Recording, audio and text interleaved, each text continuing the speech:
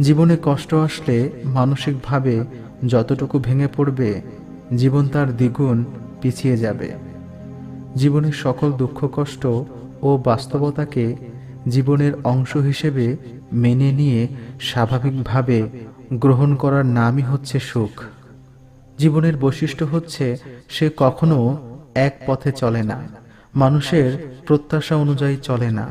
জীবনের এই বৈশিষ্ট্যকে যারা মেনে নিতে পারে না তারাই হতাশ জীবনযাপন করে, যারা মেনে নিতে পারে তারাই সুখী। কিন্তু সবাই কি পারে সব অবস্থা মেনে নিতে?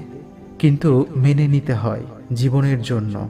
জীবনের বাস্তবতা যারা মেনে নেয় তারা জীবনের আনন্দগুলো উপভোগ করে, জীবনকে উপভোগ করে।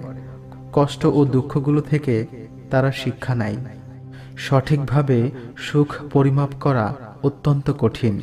সুখের উৎস অসংখ্য।